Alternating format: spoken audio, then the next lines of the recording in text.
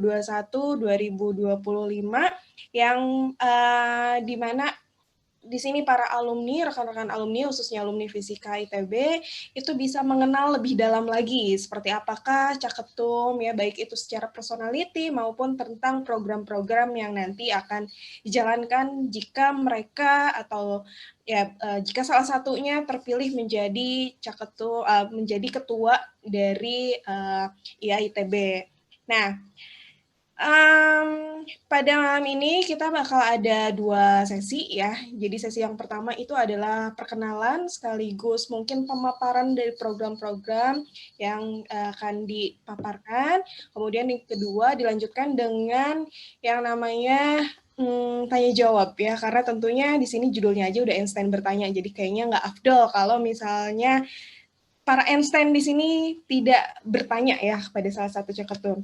Oke, kebetulan pada malam ini di jilid ke-6 Einstein bertanya itu menghadirkan salah satu caketum IAITB yaitu bernama Seterhan Akbar Suryadinata ya, atau yang mungkin lebih akrab dengan sapaan Saska ya.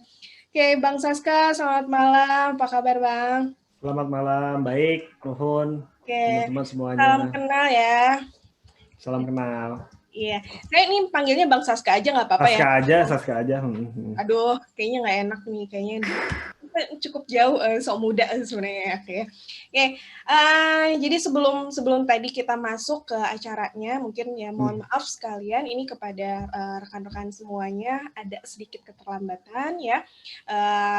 Tapi untuk mengefisiensikan waktu, sebelum kita mulai ke inti pembahasan kita malam ini, mungkin akan ada yang disampaikan oleh Kang Badai, selaku Ketua IAFI ITB. Mangga, Kang Badai. Ya, terima kasih Teh Desi. Kang Saska, selamat datang. Saya nggak akan berpanjang lebar lah, karena audiensnya mayoritas mereka lagi, kita lagi gitu ya. Cuman kita yang berbeda presenternya gitu ya. Presenternya ganti-ganti. Ini sudah yang ke-6. Di sini paling saya hanya mau berterima kasih sama Caketum Kang Saska. Di sini sudah hadir di tengah-tengah kita semua, menyempatkan waktunya buat kita semua mengenal. Barusan di sini udah ada yang ngejapri saya juga, ini kapan mulai gitu. Soalnya sempat ketunda sekitar 30 menitan kita ya ke delay. Jadi banyak yang penasaran sama Kang Saska ini. Kalau kita lihat di sini ada sekitar 38 ya, mungkin ntar juga nambah dikit-dikit biasanya.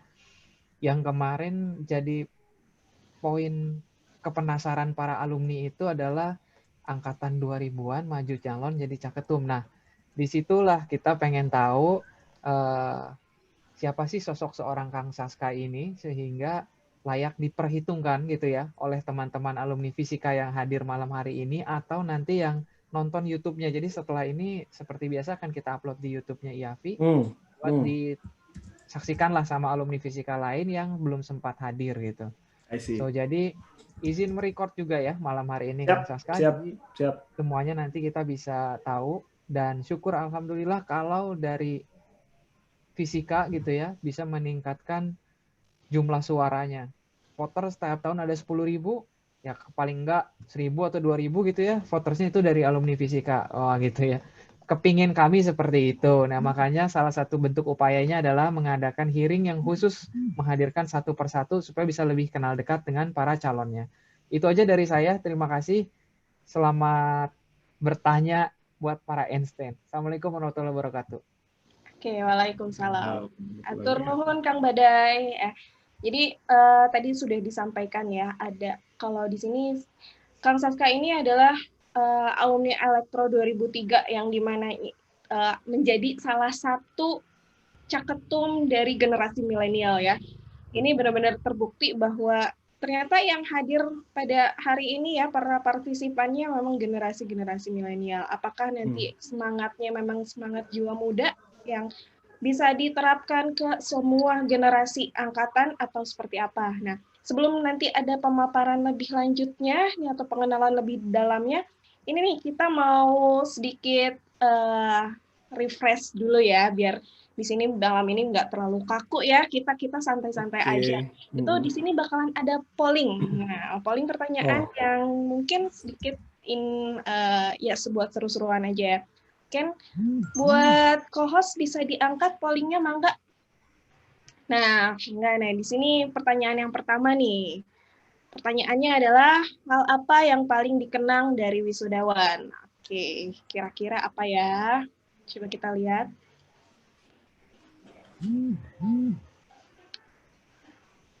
Waduh, ini prioritas jelas banget ya.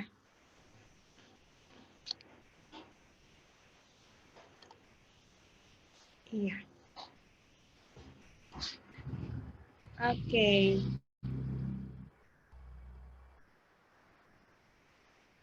Kita angkat, sepertinya sudah tidak ada lagi ya. Wah. Oke, di sini bisa kelihatan ya bahwa hasil pollingnya adalah hal yang paling dikenang dari wisudawan adalah arak-arakan ITB. Bener banget ya.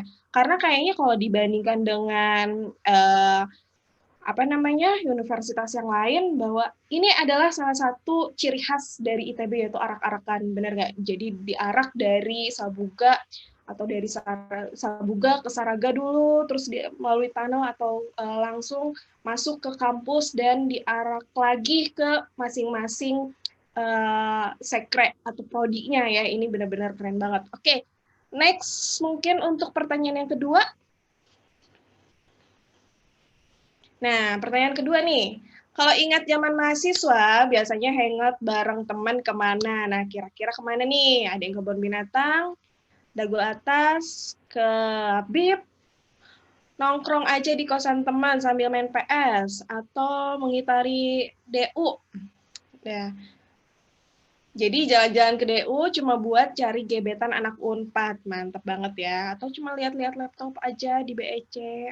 Oke, coba kita lihat hasilnya seperti apa.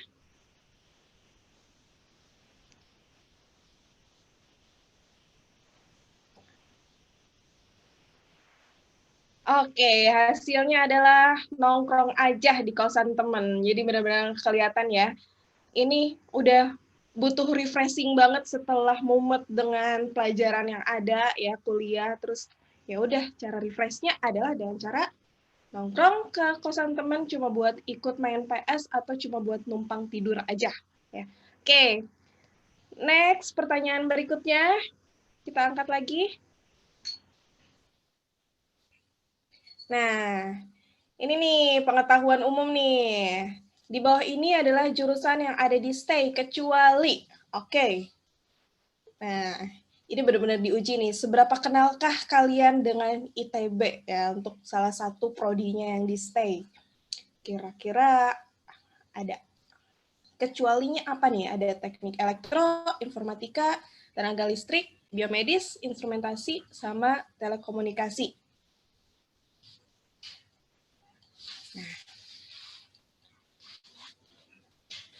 Oke. Nah, ini benar-benar menguji pengetahuan umum nih ya. Oke, mayoritas menjawab teknik instrumentasi. Coba kita langsung tanya aja ke alumni Fakultas STAY atau Sekolah STAY ya. Coba Kang Saska, benar nggak teknik instrumentasi itu bukan jurusan atau prodi yang ada di STAY, benar nggak? Ya, iya betul. Teknik instrumentasi bukan. Biomedik ada, biomedik. Oh, biomedik semuanya ada. Benar. Semuanya benar kecuali teknik instrumentasi. Ini benar, luar biasa ya. Berarti ini sudah bisa memperlihatkan bahwa sebentar, mohon maaf, ada iklan dulu. Oke, bisa kelihatan ya bahwa di sini adalah para alumni-alumni yang memang cinta ITB, bukan cuma fisikanya aja. Oke, terima kasih untuk rekan-rekan semuanya yang sudah mengikuti polling. Oke, ya. Jadi di sini tadi kan sudah kita bahas ya bahwa Kang Saska kalau saya nggak salah ya, bahwa di sini mengangkat tema yang namanya agile dan juga modern ya, di mana juga mengusung sebagai pionir untuk mengusung ke organisasi pengoperasiannya ke arah holakrasi. Nah, coba mungkin ada yang penasaran seperti apa nanti bisa dipaparkan secara detail oleh Kang Saska. Terus tapi sebelumnya bisa mungkin perkenalan diri dulu waktu selama kuliah seperti apa, terus kenapa kira-kira tertarik dengan ITB dan lain sebagainya. Mangga waktunya dipersilahkan untuk Bang Saska. Makasih Desi, teman-teman IAVI. Assalamualaikum warahmatullahi wabarakatuh. Sekali lagi saya ucapkan punten tadi terlambatnya gara-gara saya karena tadi mulai di hearing yang sebelumnya agak telat, jadi pas di akhir-akhir saya mau pamit belum dapat giliran nanya, jadi belum dapat giliran jawab, jadi susah mau pamitnya. Nah, mungkin buat kenalannya, saya kenalan mulai dari basic dulu. Nama saya Saska, nama lengkapnya sebenarnya Setterhen Akbar gitu ya. Dan dulu kuliahnya di 2003 di elektro, sama gedung fisika ya agak diagonal gitu ya, nyebrang gitu. Dan dari zaman dulu sebenarnya udah sering main juga sama, apalagi sama Izul, Dani gitu ya, sama Bogel gitu, Ino, Faris gitu. Jadi banyak main dari zaman pada masanya lah gitu, main yang serius sama yang agak nggak serius gitu. Dan sama Atep bahkan dulu inget main ke Atep pas Atep bikin apa tuh yang levitationan Tep, mana magnet atau apa gitu ya. Jadi memang fisika ini seru lah gitu. Dan Einstein tuh kalau nggak salah ada anak fisika namanya Einstein juga kan, benar ya? Angkatan berapa? 2003 atau 2005? Ya betul ada tuh. Kirain ini berarti dalam rangka Einstein-nya ada juga di sini, Einstein benerannya gitu. Iya. Dan pengalaman saya dulu di kampus memang lebih banyak sebenarnya bukan anak lab sebenarnya ya, lebih banyak main justru, banyak ketemu sama teman-teman dari jurusan lain, mulai dari di himpunan, aktif juga di Apres gitu ya. Dulu justru waktu zaman pertama masuk, Apres tuh di seberangnya Himavi kan, tempatnya waktu masih di Student Center. Jadi kenal sama anak fisikanya, ada Bang Foye gitu kan, Empoy, terus ada Sandi gitu fisika, dan bahkan di perusahaan saya yang sekarang jalan nih, Labtek ini tuh salah satu yang ngebantu setupnya Dio di Aurahman Fisika 2001. Jadi in a way somehow ternyata banyak berjodohnya juga nih sama teman-teman fisika gitu. Dan pengalaman saya di kampus dulu itu, saya selain aktif di himpunan, di unit juga sempat jadi menteri waktu dulu, sama-sama menyorong-nyorong Izul gitu kan buat jadi presiden KM gitu. Jadi ya senang sebenarnya pengalaman 15 tahun lalu, itu berapa tahun lalu ya? 15 tahun lalu gitu ya. Ternyata in a way sekarang tuh jadi kayak reuni gitu ya dalam Pilketum ini, tapi with a mission, tapi gantian. Kalau dulu kita nyorongin Izul, sekarang dibalik gitu, Izul jadi nyorongin gua gitu. Dan ini hal yang gue syukurin sih, maksudnya lu nggak apa-apa lah ya, agak santai gitu. Gue syukurin karena pada akhirnya sekarang bisa ketemu teman-teman di situasi lagi pandemi ini, Izul yang di US, teman-teman yang lain di kota lain, tapi kumpulnya itu with a mission gitu. Jadi seems seru aja, rasanya menyenangkan gitu. Nah, saya sendiri pasca lulus di kampus aktif juga di komunitas Bandung Creative City Forum, belajar sama teman-teman dari jurusan lain. Justru banyak belajarnya sama senior-senior arsitek gitu ya, seni rupa gitu, desain gitu. Jadi terekspos banyak hal yang kaitannya agak-agak bukan ke teknik elektronya justru. Nah, saya belajar banyak tentang design thinking waktu dulu berkecimpung di BCCF gitu. Dan pada akhirnya pasca lulus itu saya by the way sempat juga kerja di oil and gas industry sebagai pilot ROV, remotely operated vehicle gitu. Jadi itu pengalaman profesional saya yang in a way membantu saya ngelihat hal baru lah ya di luar jurusan yang biasanya saya pelajaran yang biasanya saya dalamin di kampus gitu. Nah, pasca aktif di oil and gas itu sejak sampai 2016, saya bikin perusahaan saya namanya Labtek Indi di 2012 gitu. Nah, Labtek ini long story short, sekarang kita jadi konsultan untuk pengembangan produk digital. Jadi banyak bantuin konsultasi ke klien untuk digital transformation gitu ya, dan digital disruption gitu.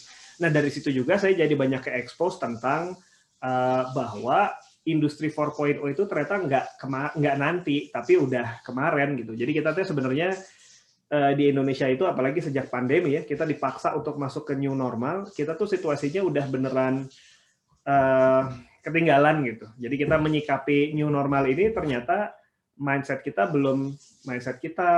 infrastruktur kita belum sepenuhnya siap untuk industri 4.0, padahal si teknologi ini tuh bisa mengenable banyak hal gitu. Nah, itu jadi kegelisahan tersendiri yang kemudian dikombinasikan sama kegelisahan personal saya terhadap IAITB. Jadi di tahun 2016 saya tuh sempat nyeletuk di status Facebook gitu ya, karena waktu itu saya ikutan di Facebook grupnya IAITB, alumni IAITB, lagi pada berantem tuh soal cebong, kampret, padahal kan lagi ngurusin pemilu IA ya, tapi ini masih bawa-bawa urusan pilpres lah gitu kan, jadi bawanya sebel sendiri gitu, nih aduh apa sih gitu, gak kayak alumni yang intelek dan berpendidikan gitu kan. Terus saya personally jadi saya nggak mau ikutan lah begini-begini, saya mau cabut tuh dari grup Facebooknya gitu. Terus tapi juga jadi penasaran ini organisasi kia-kia teuing gitu aja, maksudnya emang kayak gimana sih gitu. Akhirnya saya coba pelajarin tuh ADART-nya gitu, dan saya menemukan hal-hal yang agak bikin no wonder gitu. Yaitu salah satunya soal pasal misalnya tentang keanggotaan. Di situ keanggotaan itu kita ternyata keanggotaan kita sebagai anggota IAITB itu otomatis, alias formatnya jatuhnya jadinya klaim, tidak ada consent. Jadi ketika kita disematkan hak dan kewajiban, itu ternyata tidak berdasarkan konsen, tahu-tahu kita punya hak, punya kewajiban gitu. Sehingga tidak heran karena tidak ada prosesinya, banyak orang yang tidak sadar, oh gue punya hak ya, oh gue punya kewajiban ya, oh bahkan masih banyak yang nanya, caranya daftar jadi anggota IAITB itu gimana gitu, karena memang nggak clear gitu. Bahkan di clause di ADART pun tidak ada statement tentang orang tuh berhenti keanggotaan kalau apa. Jadi secara teknis kalau kita meninggal masih dihitung sebagai anggota gitu. Dan itu hal yang kayak yang sepele, tapi menurut saya itu ternyata implikasinya ke masalah consent, masalah ownership terhadap si IAITB-nya gitu. Nah, itu ternyata kegelisahan itu saya komen-komen lah tuh di status Facebook kan, tuh saya sampai mention pengurus, ini kalau saya mau di kongres mau ngubah gini gimana caranya gitu, nggak dapat kesempatannya gitu. Dan sampai akhirnya ada yang nyeletuk, udah Sas, lo di pemilu berikutnya maju jadi ketua, ubah, diperbaiki, udah gitu lo keluar gitu katanya. Jadi biar rebel juga nih kan, cuman memperbaiki terus cabut gitu. Yaudah nanti kalau ada pengurusan berikutnya, pemilu berikutnya gue daftar dukung ya, kata gue gitu.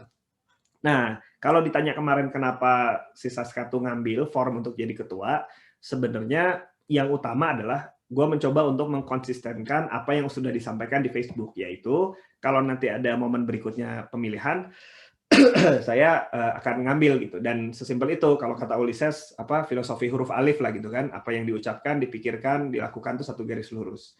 Nah justru setelah ngambil form itu, barulah saya jadi ngobrol sama Izul, sama Dani, sama Ulises, sama teman-teman yang lain, yang nanya, Sas, emang kenapa ngambil dan maksudnya apa gitu.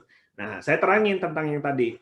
Dari pengalaman saya selama ini dan yang saya lihat, saya tuh ketemu ini, visi Indonesia Emas 2045. Ini saya sambil share screen boleh ya?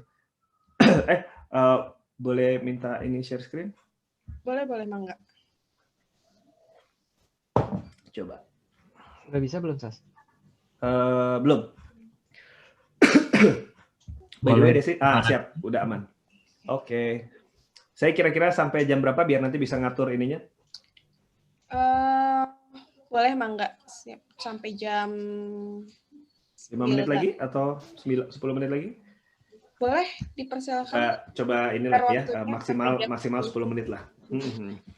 Jadi waktu saya ngobrol sama teman-teman, saya ceritain kegelisahan saya tentang IAITB yang menurut saya sekarang tuh di luar sana orang tuh udah ngomongin pergi ke Mars. Kemarin ada probe drone-nya NASA udah nyampe ke Mars dan udah ngerekam bunyi angin di Mars gitu.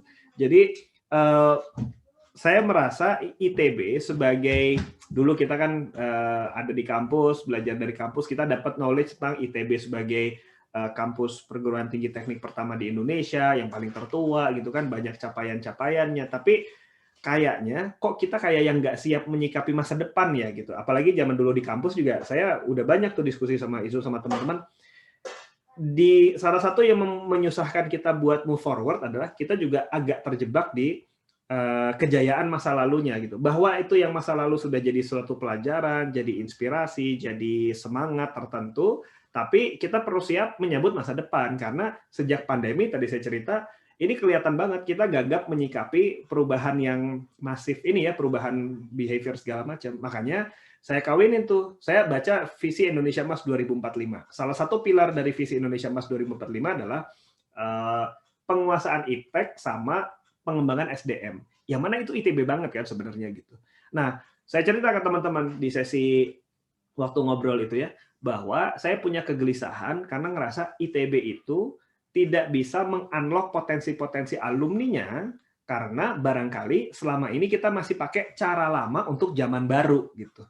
Sehingga saya menyusun formulasi visinya adalah saya pengen bisa mentransformasi IAITB ini menjadi organisasi modern supaya bisa menjawab tantangan visi Indonesia Emas 2045. Kenapa harus 2045? 2045-nya sendiri it's just a number, itu cuma sebuah milestone 100 tahun Indonesia merdeka. Dan kebetulan sudah ada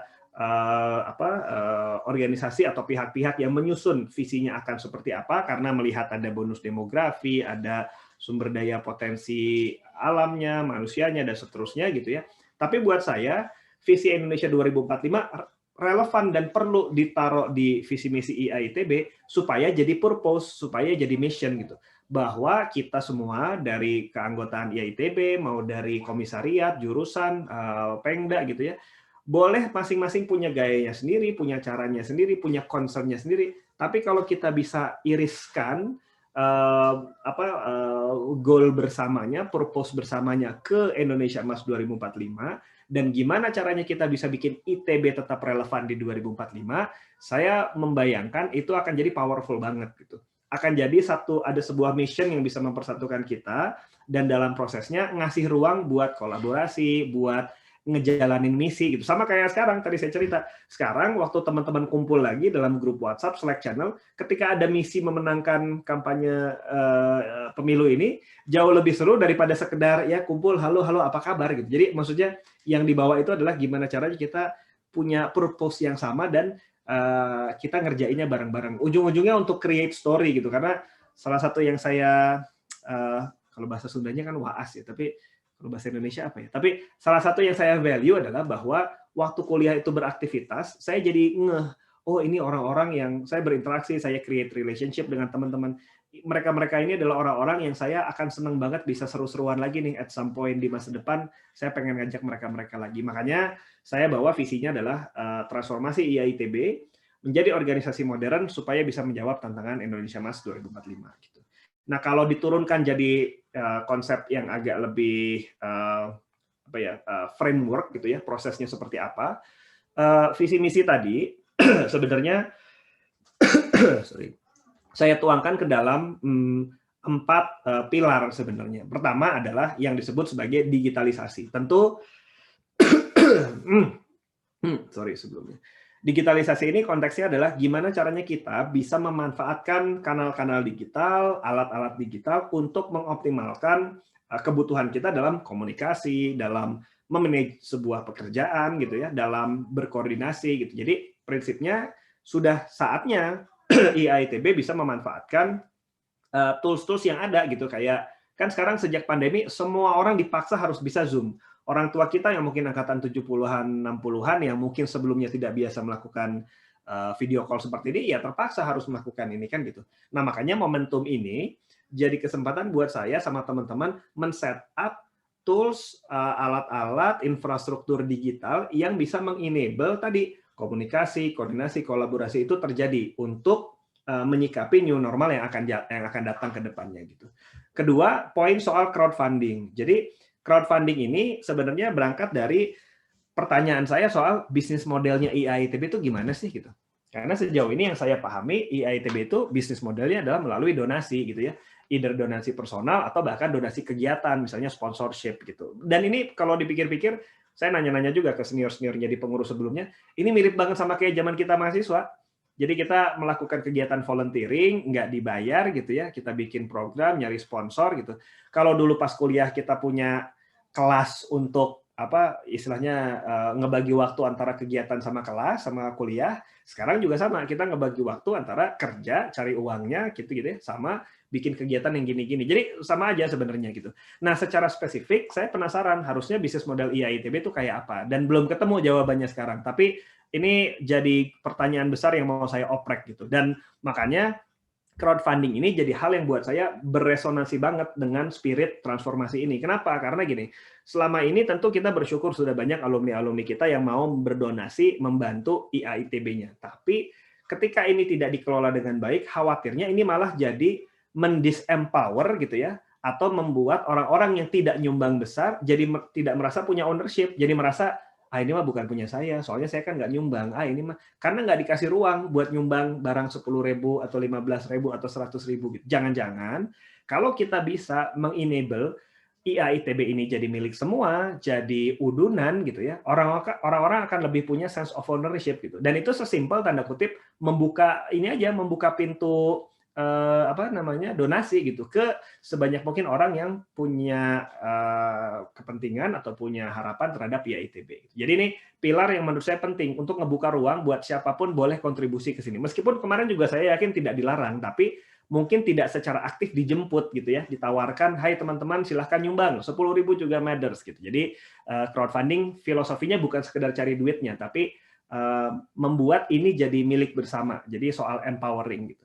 Nah, ketiga, poinnya soal co-creation. Jadi, kebetulan di kegiatan profesional saya punya salah satu tools gitu ya, yang namanya proses co-creation. Intinya sih sebenarnya brainstorming, tapi ada fasilitatornya gitu. Nah, ini kita sudah lakukan kemarin di beberapa kesempatan. Jadi, co-creation itu dalam satu waktu, orang-orang melakukan brainstorming, ada fasilitatornya, ada rundown-nya. Dalam waktu yang relatif singkat, banyak orang itu bisa keluar banyak ide dan terdokumentasikan dengan baik.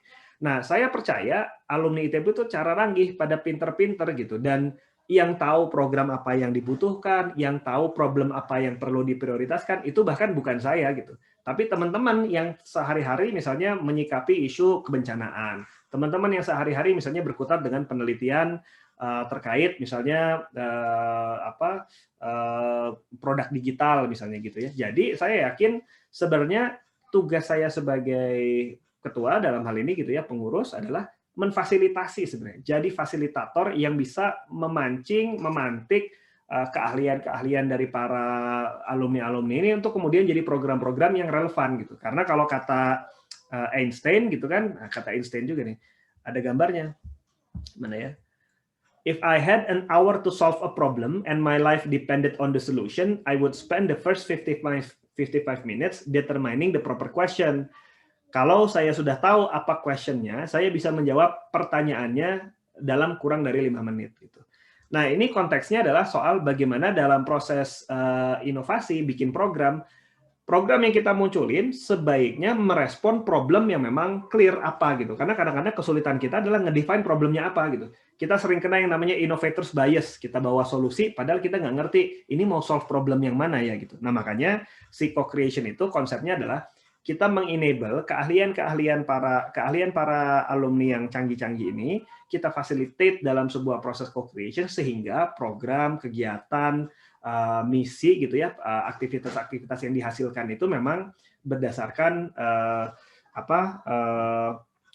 pandangan, masukan dari para alumni yang memang punya perhatian di IAITB gitu.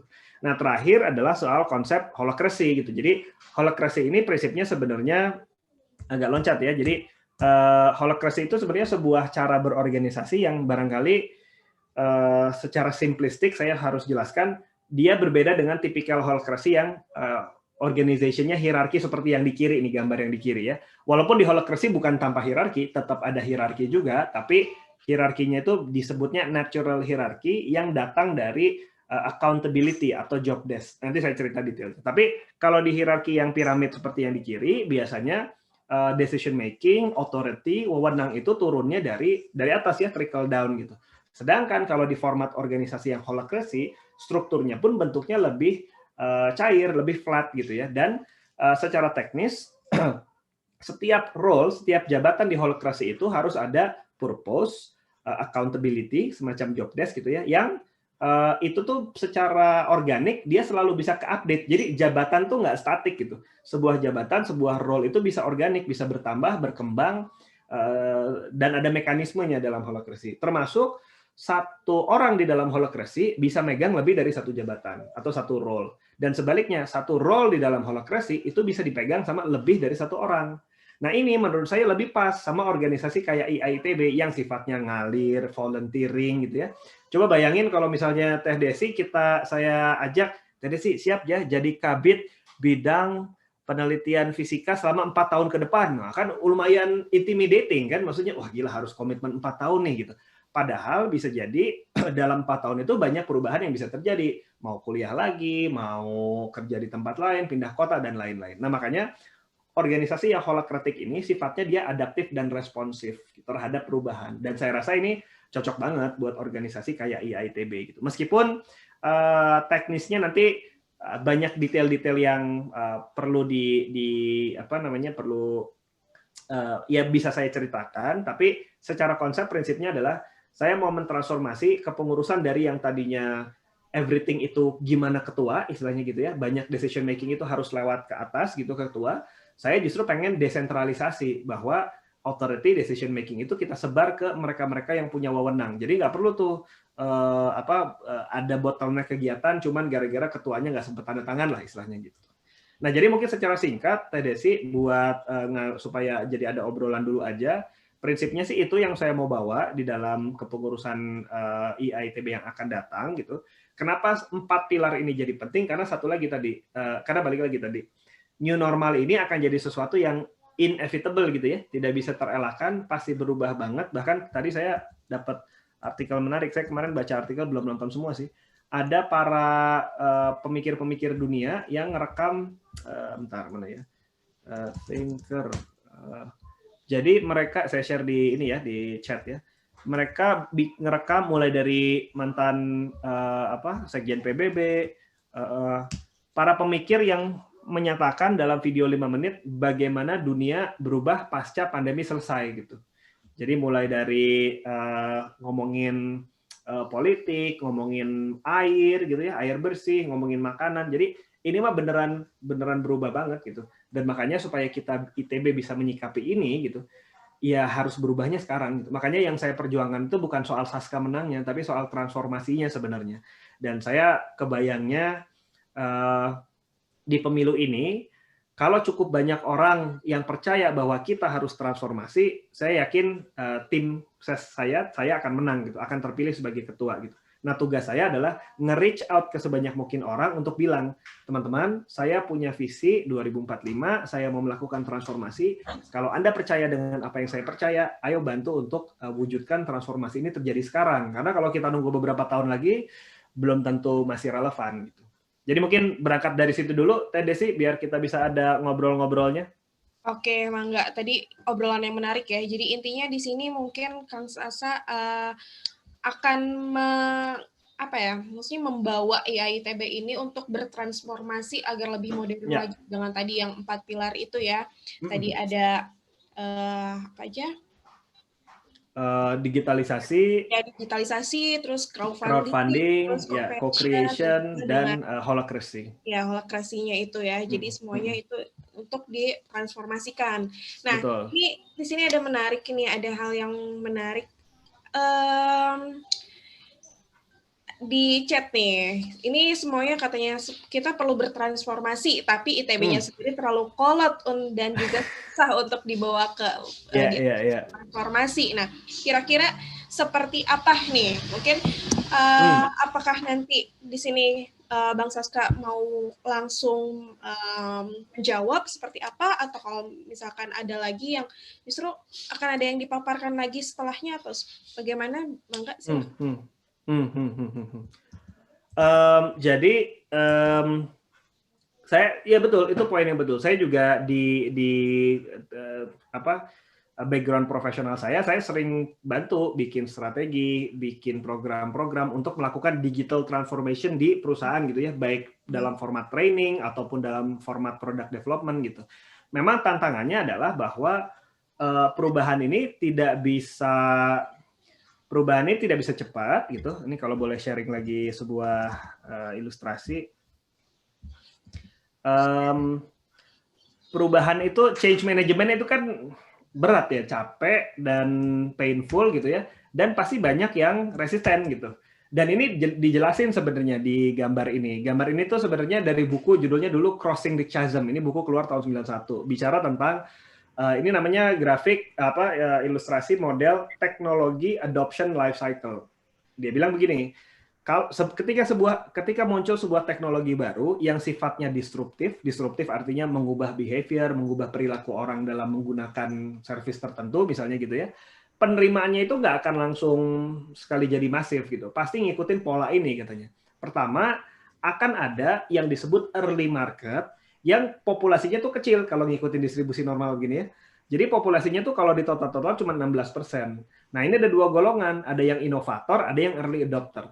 Inovator biasanya adalah mereka yang boleh dibilang geek gitu ya.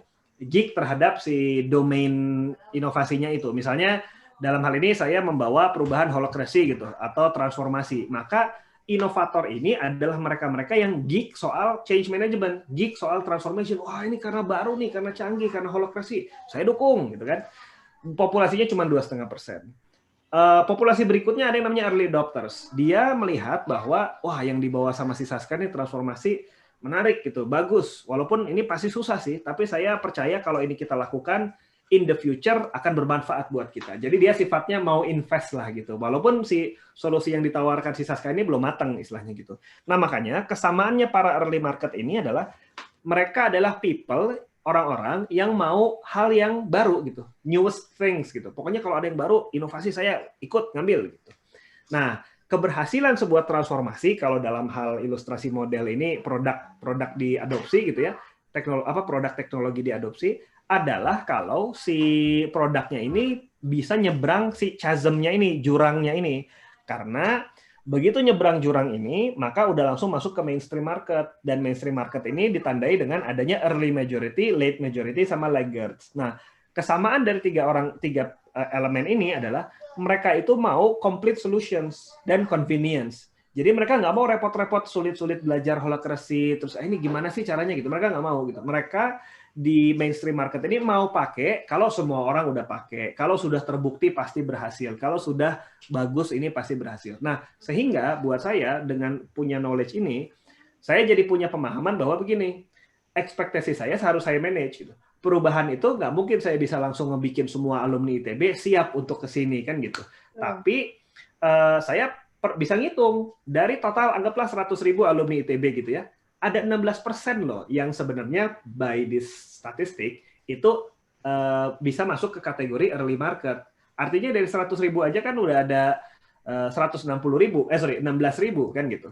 Atau kalau mau lebih sedikit lagi lah, anggaplah yang aktif itu ternyata cuma 1.000 orang gitu. Dari 1.000 orang aja ternyata ada 160 yang bisa masuk ke kategori early market. Artinya buat saya ya nanti aku makan. Anak saya lagi ini nawarin green tea cake abis bikin kue, jadi nanti ya, thank you. Enak banget. Udah malam ya, laut tidur. Ya. Si populasi yang early market ini jadi sesuatu yang saya perlu strategically approach gitu. Nah, kaitannya sama ITB-nya sendiri, saya percaya berlaku hal yang sama juga di dalam ITB kan, Civitas Akademika dari semua anggotanya, dosennya juga keluar masuknya mungkin nggak setiap tahun selalu nambah dosen kan gitu.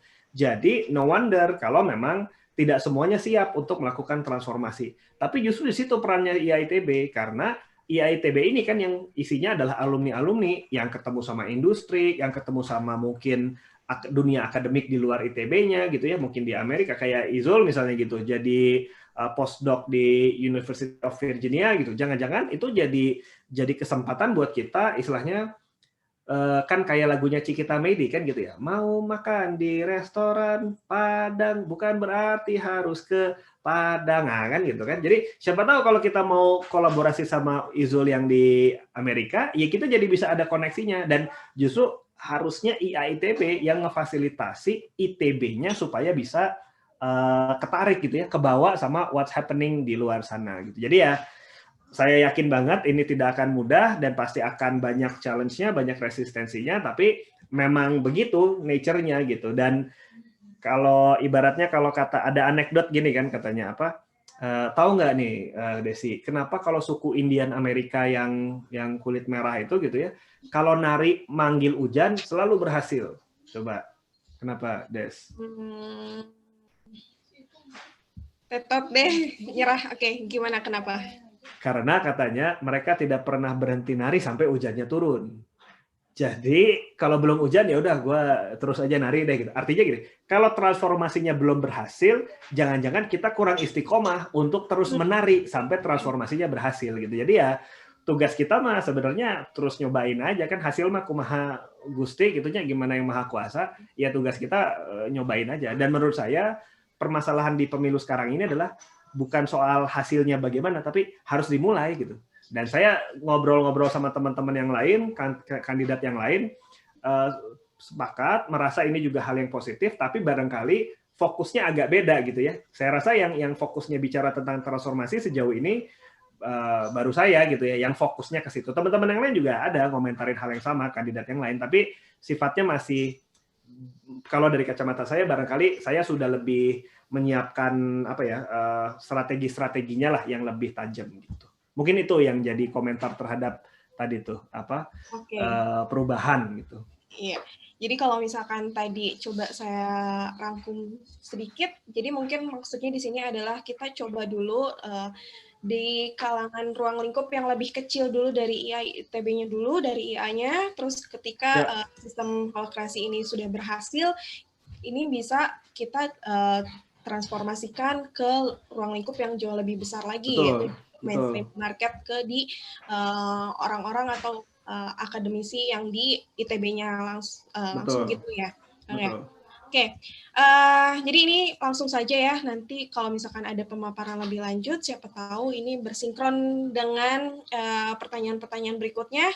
Jadi sekarang kita langsung masuk ke sesi yang kedua, yaitu tanya jawab. Nah, untuk rekan-rekan alumni di sini, untuk yang ingin bertanya secara langsung ke Bang Saska, nih, misalkan ada pertanyaan terkait programnya atau lain hal, atau mau menanggapi tadi yang sudah disampaikan, bisa di situ ada reaction pakai raise hand, atau kalau tidak bisa di kolom chat ditulis, nanti saya akan coba wakilkan. Jadi kalau misalkan teman-teman rekan alumni di sini yang ingin bertanya secara langsung bisa raise hand, atau kalau misalkan tidak bisa di kolom chat. Ya. Nah, dipastikan lagi ya untuk rekan alumni semua namanya harus disesuai dengan format, karena terakhir nanti di sini kita akan pilih salah satu yang beruntung akan mendapatkan kaos edisi spesial, yaitu 100 tahun ITB. Ya, oke, di sini luar biasanya. Oke, ada yang mau bertanya? Di kolom chat malah mempermasalahkan lagu yang tadi ini. Katanya lagu Enno Lerian. Maaf, jadi kepancing. Lupa tadi Enno Lerian atau Cikit, iya ternyata Enno Lerian. Kalau belum ada, izin nanya duluan nih. Siap, Kang Badai.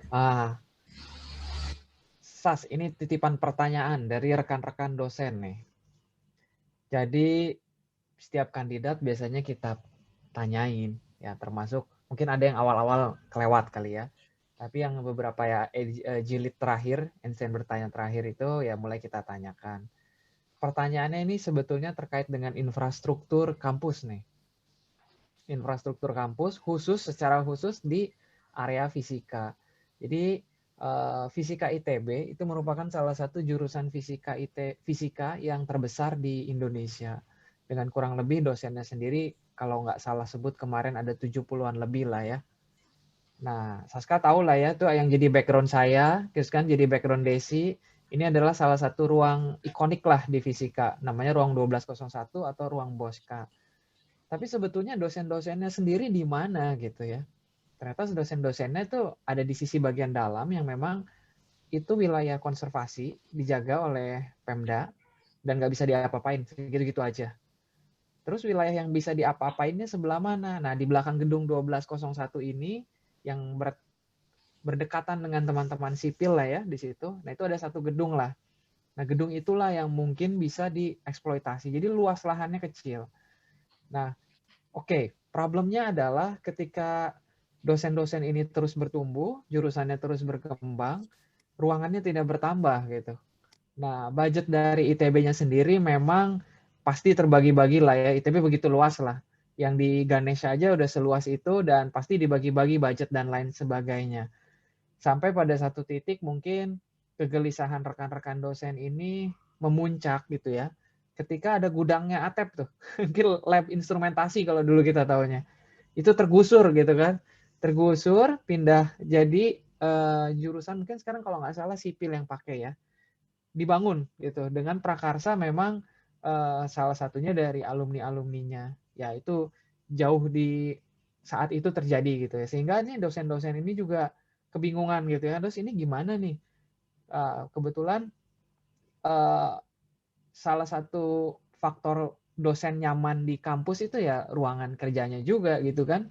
Nah, kira-kira nanti dengan sistem yang Saska ajukan ini, ada nggak sih inisiatif yang bisa membantu si infrastruktur kampus? Ya mungkin ini terjadi yang jelas mungkin nggak hanya di fisika lah. Fisika salah satunya. Untuk meningkatkan infrastruktur dari setiap jurusan ini, termasuk salah satunya tadi ya yang di fisika, ruangan dosen tersebut. If it is yes, gitu. Ibu-ibu dosen dan bapak-bapak dosen ini ternyata sudah menyiapkan proposal, gitu. Sudah menyiapkan proposal dengan desain dan lain sebagainya. Update terakhir kemarin seperti itu ya. Dan memang sempat ada kemungkinan jadi nih, tiba-tiba pergantian rektor. Jadi nggak jadi lagi, mundur lagi. Jadi ya proses itunya juga ternyata maju mundur di sana. Jadi ya itulah kira-kira kegelisahan dosen. Ya mungkin silahkan kalau misalnya dari Saska ada jawaban terkait dengan concern dosen-dosen fisika ITB yang seperti itu. Ya, mangga langsung aja, Kang.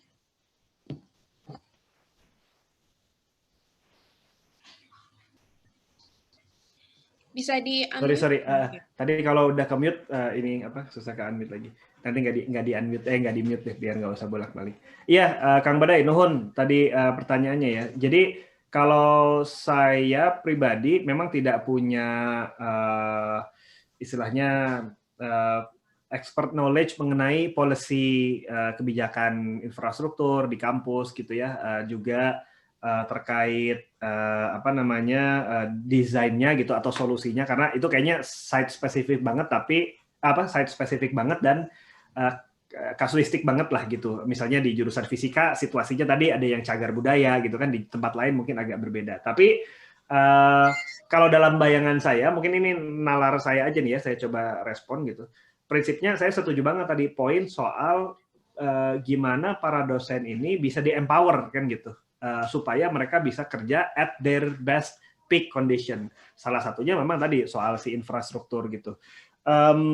Saya sebenarnya penasaran, jadi pengen dengerin juga real case-nya seperti apa. Mungkin kalau nanti at some point, entah semasa kampanye atau pasca kampanye bisa ketemu, pengen tahu juga nih, maksudnya spesifik situasinya, konteksnya seperti apa. Karena saya pribadi termasuk yang menduga nih kalau urusan bangunan infrastruktur, desain itu satu hal, desain berarti kan gimana menyusun sebuah rancangan bangunan yang sesuai sama kebutuhan gitu ya. Yang kedua juga kayaknya urusan dana juga ya kayaknya ya, urusan resource buat menjalankannya gitu. Nah, saya nggak tahu seberapa otonom misalnya jurusan fisikanya bisa atau fakultasnya bisa membuat sesuatu gitu. Itu saya pengen tahu, tapi kalau bicara soal resource, tentu salah satu yang jadi tantangan di ITB kan di perguruan tinggi lah ya, apalagi yang kayak ITB yang negeri gitu.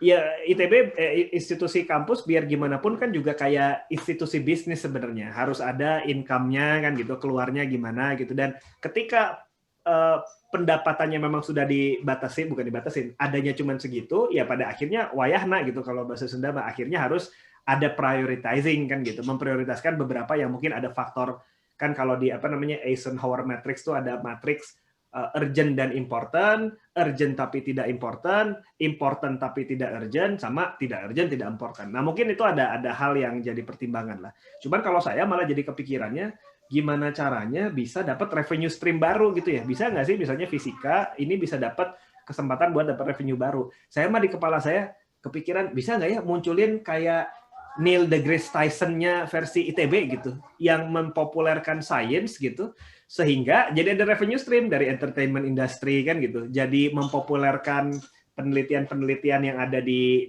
fisika misalnya gitu. Dan saya penasaran, bisa nggak kita oprek bisnis modelnya supaya tadi ngedatengin revenue stream baru gitu. Karena salah satu yang ini agak bawaan dari zaman kuliah. Saya dulu pas kuliah itu kan anak elektro ya, maksudnya ketemu sama jurusan lain mah pas main gitu. Cuman waktu itu dapat mission yang seru pas Pasar Seni 2006 gitu. Waktu kita ngebantuin nge-setup jaringan kelistrikan buat semua booth di se-ITB gitu ya. Dan waktu itu ikut ada sebuah pameran wahana di Pasar Seni itu yang ngerjain anak 2002, namanya Monik kalau nggak salah.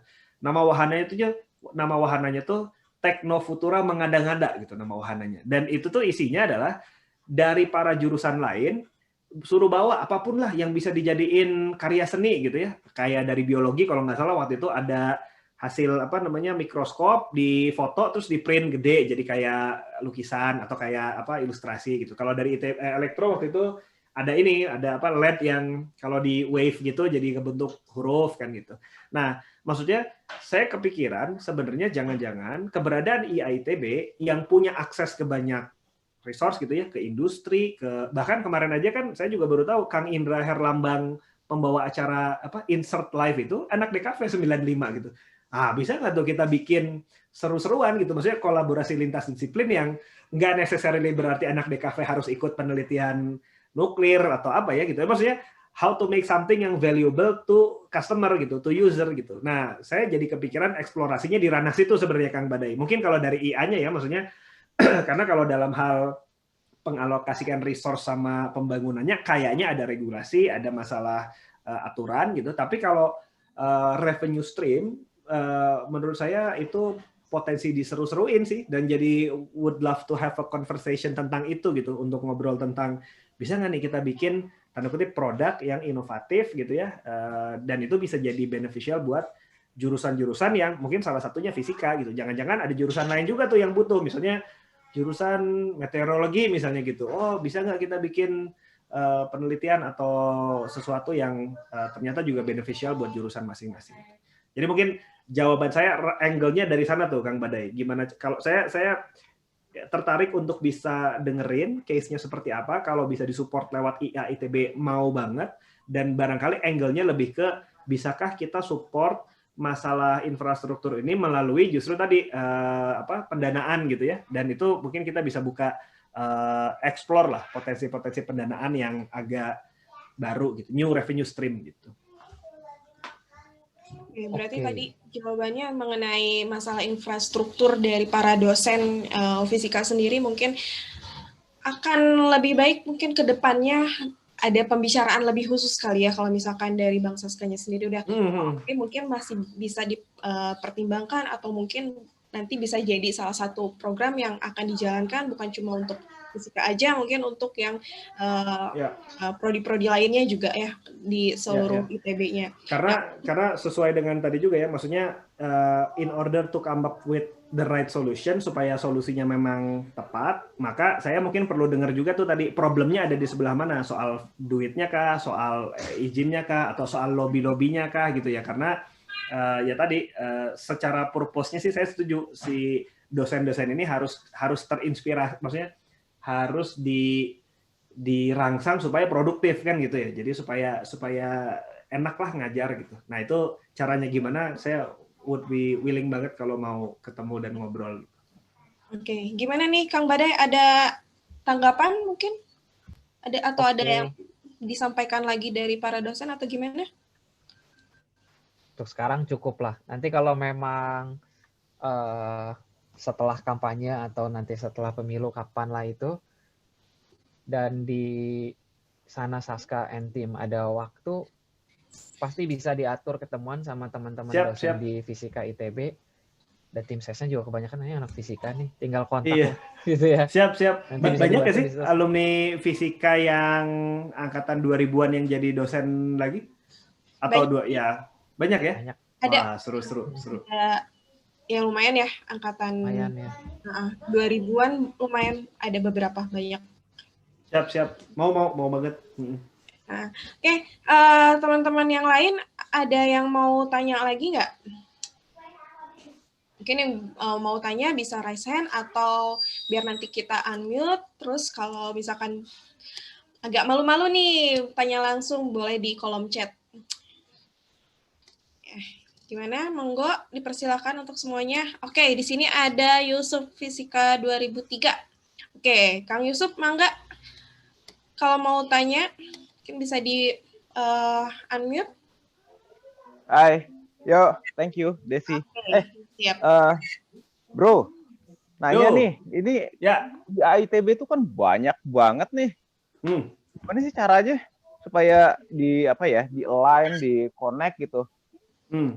Atau dari ya yang udah kepikiran aja rencana yang Bro Saska ini sekarang kepikirannya kayak gimana? Itu aja, thank you. Siap. Nuhun pertanyaannya. Ini kayaknya saya agak langsung jawab aja. Enggak, langsung jawab aja. Langsung jawab aja ya.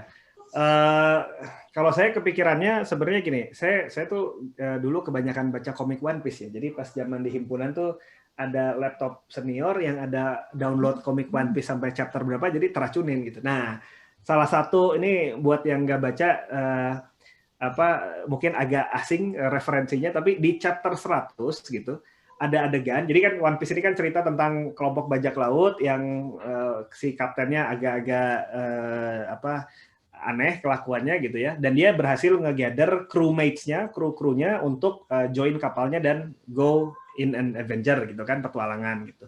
Nah, di chapter 100 waktu mereka mau masuk ke sebuah lautan yang jadi setting petualangan mereka kemudian, mereka bikin ritual tuh. Jadi ada tong minuman gitu, mereka kakinya taruh di atas itu. Nah, terus krunya itu masing-masing pada state mimpinya masing-masing. Si kaptennya tentu bilang, si Luffy kan, saya mau jadi kapten Raja Bajak Laut. Saya mau jadi Raja Bajak Laut.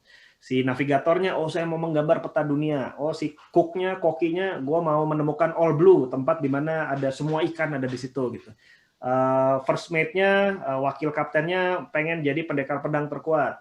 Si snipernya pengen jadi pemberani petualang dan seterusnya.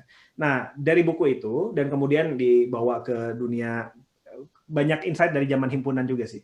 Gue menemukan bahwa gue percaya di dunia itu sebenarnya tidak ada yang namanya mimpi bersama. Jadi tiap orang itu punyanya kepentingan masing-masing. Misalnya kayak dulu zaman di kampus, kayaknya gue sering ngalamin ada konflik antar teman sesama di himpunan misalnya gitu ya.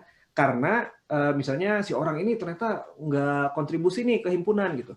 Barangkali karena itu terjadi karena goalnya irisan kepentingannya dia terhadap HME misalnya gitu ya, sama irisan kepentingan gue sama HME itu beda. Buat gue HME itu tempat aktualisasi diri gue gitu. Tapi buat dia mungkin ya di himpunan mah cuma ngisi waktu luang aja sebenarnya, nunggu kuliah kan gitu. Kan bisa beda-beda gitu.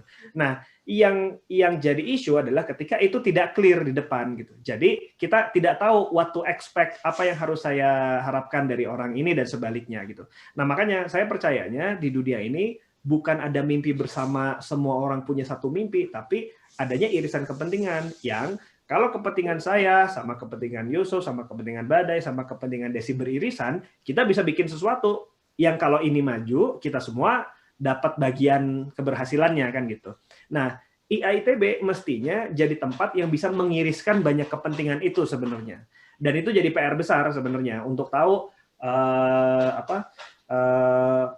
harus melakukan apa, memfasilitasi keinginan yang mana gitu. Nah, kalau dari saya sendiri, strategi yang saya lakukan adalah satu, saya ngeset purpose nih, Kang Yusuf tadi. Purpose-nya adalah Indonesia Emas 2045. Gimana caranya kita transformasi menuju ke 2045? Dalam prosesnya, kalau itu ada yang beririsan sama teman-teman yang lain, beririsan karena di dalam 2045 itu ada penelitian misalnya gitu, beririsan karena di situ juga bicara tentang pengembangan SDM, teman-teman yang Kang Kiwe misalnya siawer gitu ya, kan berarti perlu menyiapkan juga soft skill gitu segala macam yang relevan dengan itu misalnya gitu. Nah, selama itu beririsan menurut saya lebih bisa jadi social contract yang fair gitu dibandingin sekarang kita ngajak orang-orang bergabung tapi oke, begitu bergabung emang gue di sini ngapain, gue nggak ada kepentingannya gitu. Jadi tugas besarnya tim pengurusan yang akan datang sebenarnya adalah mengidentifikasi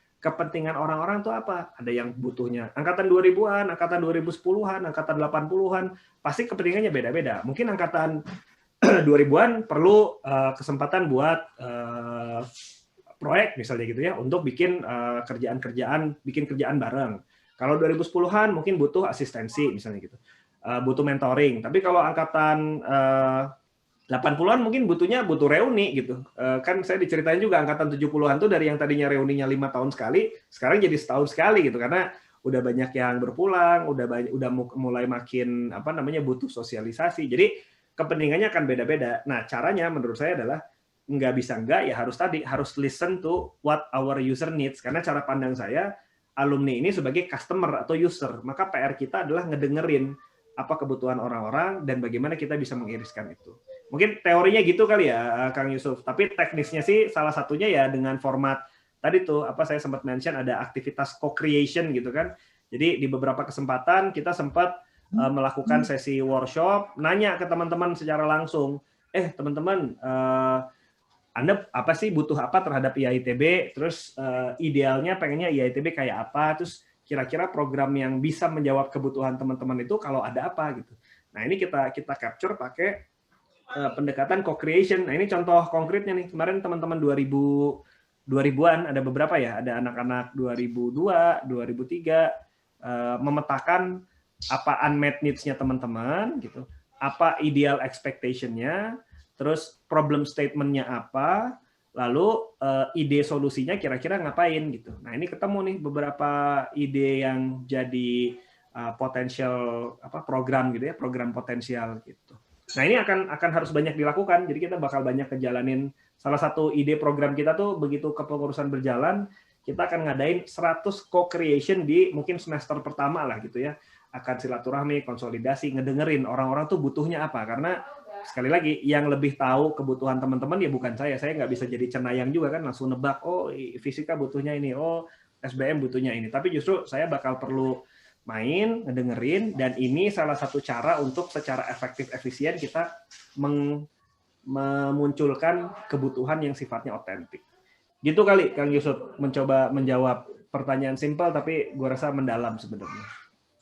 Oke, jadi di sini menarik ya. Jadi sebuah mimpi yang diwujudkan ke dalam kehidupan nyata berawal dari komik ya, dari di mana bahwa tadi di sini tidak ada mimpi bersama, tapi mimpi tiap orang dengan masing-masing kepentingan dan juga tujuannya masing-masing. Coba dicari irisannya apa dan itu yang akan dikembangkan mungkin ke dalamnya ya. Oke, Kang Yusuf ada tanggapan dulu atau sudah cukup? Sudah ya, oke sepertinya siap. Oke, yang lain teman-teman rekan-rekan alumni sekalian ada yang mau tanya lagi boleh raise hand.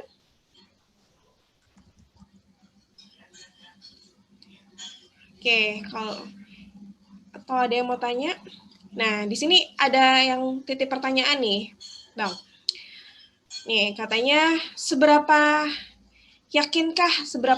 yakinkah dalam bentuk persentase berapa persen kalau Bang Saska di sini bisa menang di pemilu kali ini? Pertanyaannya itu nih, seberapa yakin katanya? Seberapa yakin apa? Sorry tadi. Seberapa yakin Bang Saska bisa menang di pemilu di IAITB sekarang? Ya, kalau saya jawab pakai persen juga, tapi karena ini anak fisika nanti saya dipertanyakan, ini persen itu terhadap apa? Pembaginya apa? Pembilangnya apa? Nanti malah ditanyain balik. Tapi kalau dari sisi confidence levelnya, mungkin saya ilustrasinya begini. Saya percaya tim saya akan menang jika, dan hanya jika, gitu ya kayak zaman kuliah tuh, jika cukup banyak orang yang percaya bahwa IAITB harus bertransformasi. Dan menurut saya, ini di situasi ini banyak banget orang yang merasa IAITB harus bertransformasi. Karena bahkan di tim ses kami pun sekarang gitu ya, orang-orang yang mendukung tim kita itu kebanyakan mereka yang justru memang istilahnya tidak aktif juga di IA sebelumnya, karena banyak yang merasa terwakili dengan statement saya yang menyatakan iya saya nggak tahu nih IAITB apa fungsinya buat saya dan segala macam. Artinya banyak teman-teman yang merasa mungkin selama ini nggak ke reach gitu ya, nggak kejangkau. Dan terlepas dari semua yang juga sudah dilakukan positif sama kepengurusan sebelumnya, saya rasa tugas saya adalah tadi men-stretch jangkauan IAITB jadi lebih jauh lagi. Nah, ketika tadi saya bilang bahwa saya percaya saya menang kalau banyak yang percaya, dan saya yakin banyak, pasti, apalagi kalau ngelihat populasi alumni 2000-an itu kan sekitar 70% lah dari total alumni.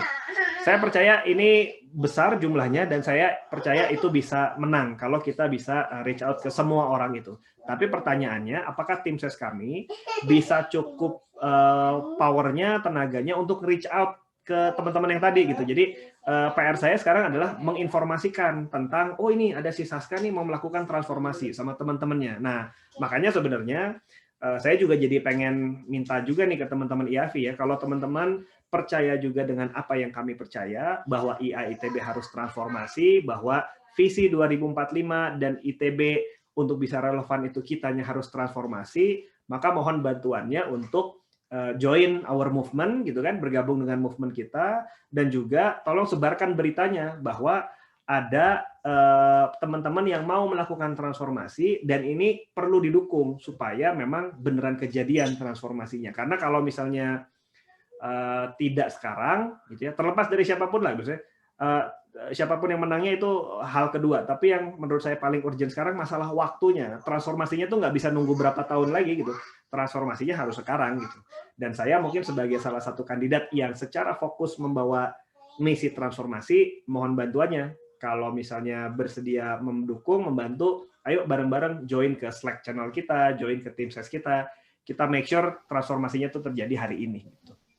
Oke, jadi intinya jawabannya kalau ditanya seberapa yakin itu adalah justru dari teman-teman semuanya ya. Kalau siapa yang mau gabung jalan bareng untuk mengubah atau bertransformasi bersama dengan AI ITB untuk menuju Indonesia Emas di tahun 2045, ayo jalan bareng gitu ya. Kurang lebih. Oke, di sini next ada pertanyaan nih, katanya ada yang mau tanya dari Kang Agung, Fisika 2002. Mangga, Kang. Siap. Halo. Assalamualaikum warahmatullahi wabarakatuh. Waalaikumsalam. Oke, ulah serius ting lah, rada nyantai. Bicara soal IA sebenarnya saya juga agak kaget ya, Saska kok maju sekarang gitu, padahal yang masuk ke bahkan dulu agak gimana gitu sama ya, saya sendiri dulu di IA Jabar sih dulu, ini aja jadi cacing cau lah saya di IA Jabar. Ngurusin kewirus ya, kewirausahaan, kebetulan ketua bidang lah gitu. Dan saya juga punya pengalaman banyak sih di IA juga, artinya waktu 2014 waktu saya bangkrut dan luntang-lantung gak jelas di Jakarta tuh, hidup berapa bulan di Sekre IA Jakarta, IA pusat di Jakarta gitu kan, tidur di sana, ada makan di sana gitu, kerasa gitu, oh ini teh IA gitu kan. Nah itu juga waktu 2014-2015 juga ada shifting sebenarnya. Waktu itu kan industri oil and gas itu lagi turun, terus teman-teman dari jurusan minyak atau tambang itu pada nganggur dia. Beda sama jurusan fisika ya, sebenarnya syukur alhamdulillah ya kalau fisika itu sebenarnya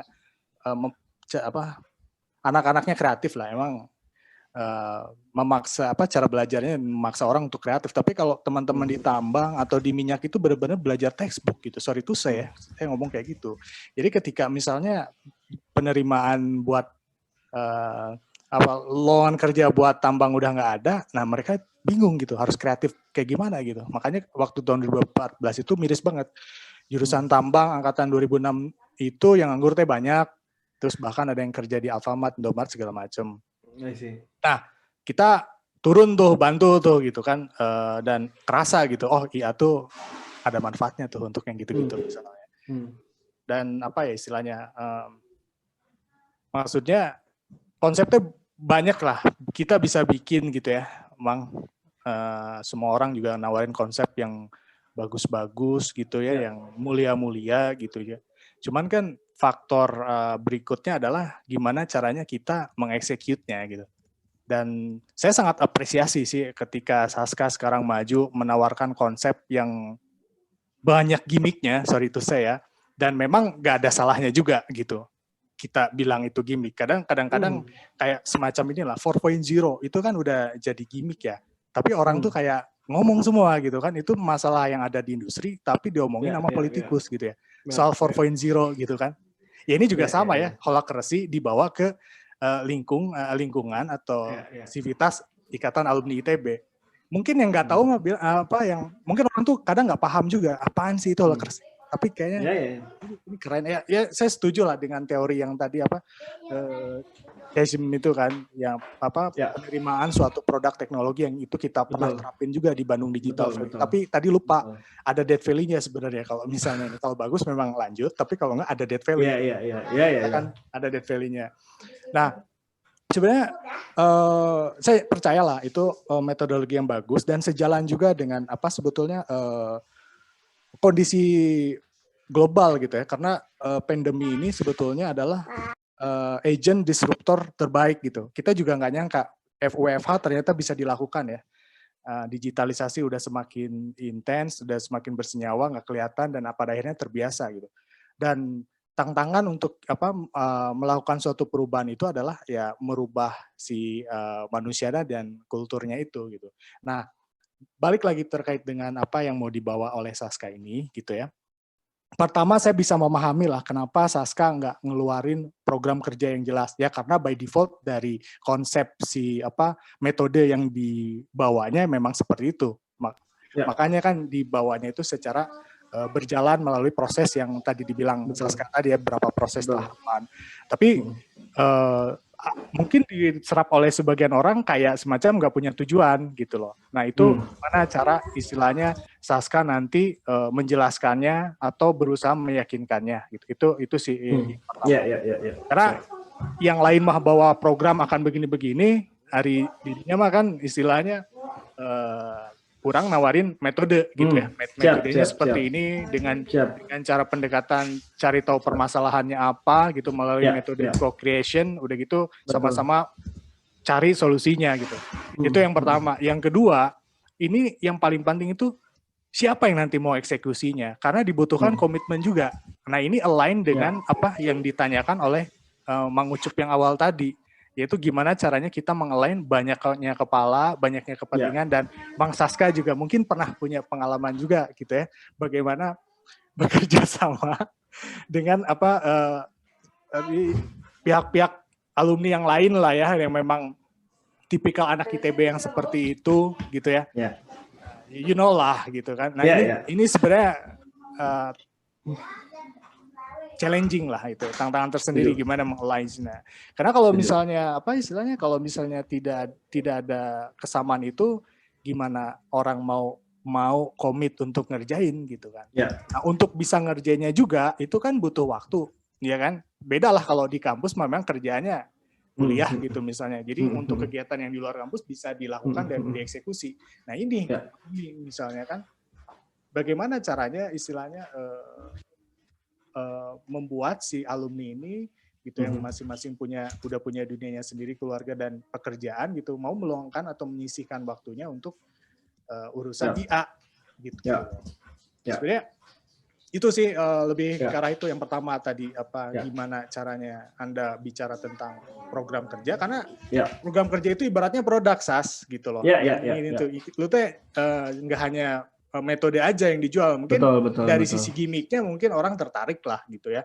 Itu pun di kalangan 90-an juga sebenarnya masih mereka nganggapnya masih asing, padahal deket ya sama generasi milenial gitu kan. Itunya udah cukup menarik perhatian lah. Nah, yang kedua itu gimana caranya supaya ini bisa dieksekusi gitu loh. Siapa mau komit untuk bisa eksekusi gitu. Itu sih yang tantangannya sih. Siap. Cukup sekian, saya ngecapruknya nanti kelamaan. Nuhun menghadap. Assalamualaikum. Oke, Waalaikumsalam. Saya coba ini ya, kebetulan. Jadi betul. Jadi memang yang ketika saya mulai 4 minggu lalu, kita mulai dengan membawa hanya slide gue juga iteratif, jadi slide gue awalnya kagak ada ginian. Awalnya pokoknya gue buka-buka Facebook. Terakhir waktu audiensi ke Himafi, gue masih buka Facebooknya, terus bawa copotan gambar dari buku apa gitu ya. Tapi iteratif dan incrementally kita perbaiki gitu. Dan itu sebenarnya udah mindset yang kebetulan udah kecantol di kepala gue, memang soal gimana kalau kita mau create solution, ya satu, really listen to our audience, dan prosesnya tuh iteratif incremental. Nah, program sebenarnya gue bersyukur banget dibantuin sama Izul ya. Ternyata banyak teman-teman yang join sama grup kita di Slack kita gitu. Dan kita jadi bikin channel-channel diskusi terkait topik-topik tertentu gitu, Tab. Jadi program itu justru munculnya bukan dari gue, tanda kutip gitu ya. Gue cuman ngasih mediumnya, tata kelolanya, tapi ternyata program itu muncul sendiri dari teman-teman. Salah satunya adalah yang ada di sini. Ini ada produk iterasi pertama nih. Judulnya adalah Architect for Humanity, yaitu adalah teman-teman alumni ITB yang punya interest, selain punya interest, tapi mereka juga punya capacity buat do something terkait kebencanaan ini gitu. Jadi disusun waktu itu brainstorming, pakai technical creation, pakai diskusi di macam-macam tempat gitu ya. Muncullah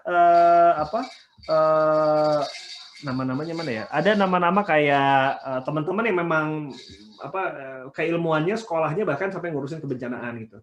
Nah ini versi iterasi pertamanya, tapi versi singkatnya mungkin bisa dilihat di sini. Jadi ini slide terkini dari hasil oprekan yang mungkin baru rilis kemarin kayaknya.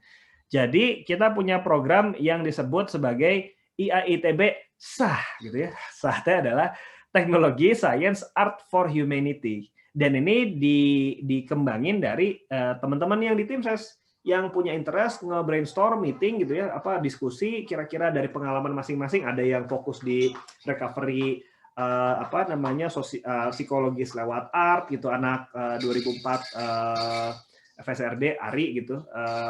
Terus ada Kang 2003, kita ada Kang Septian yang ngelola drone gitu ya. Jadi prinsipnya background-nya karena kita tahu kita punya potensi kebencanaan yang tinggi, maka melalui kolaborasi Pentahelix ini gitu, dan kita sebagai IAITB mengempower potensi yang kita punya, kita bikin kegiatan mulai dari pre-disaster-nya, mitigasinya, emergency response-nya, sampai post-disaster.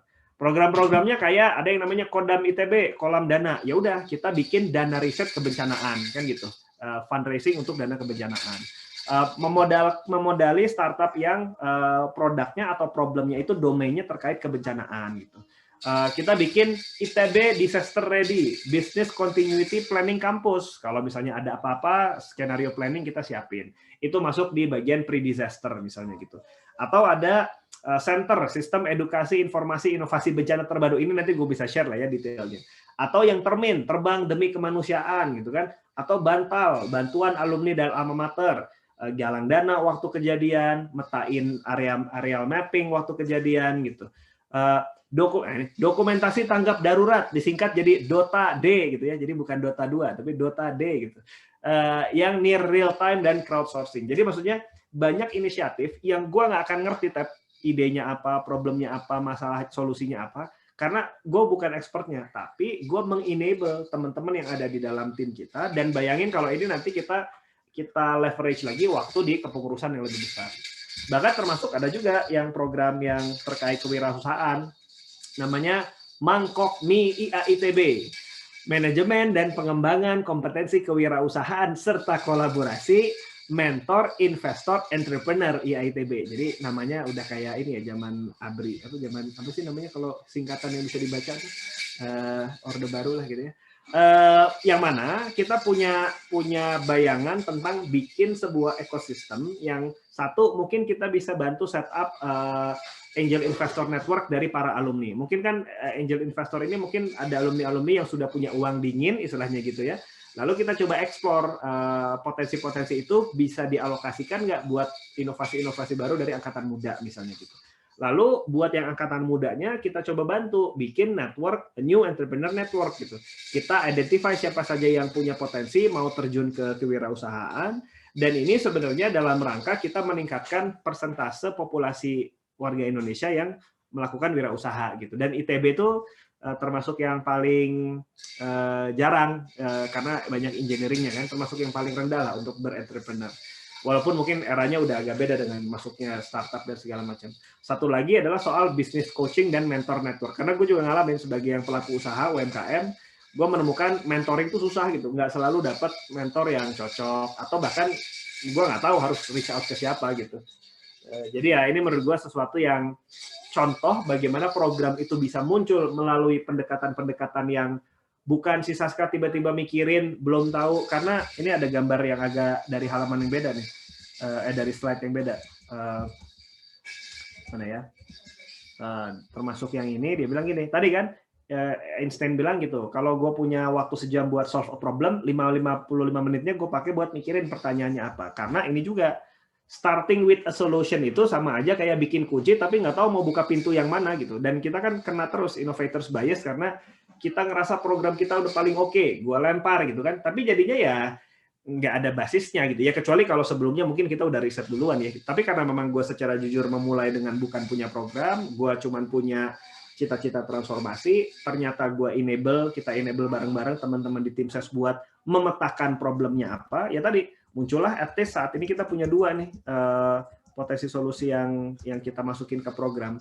Belum lagi ada lagi angkatan 2000-an gitu ya, punya melakukan co-creation kayak gini. Belum kemarin kita juga lagi ngobrol sama pasca ITB Motherhood itu, kita juga jadi nyiapin, ya bukan pasca juga sih, sepanjang persiapan kita ngobrol sama ITB Motherhood, kita menangkap aspirasinya dan kita bikin program namanya Keluarga Berdaya gitu.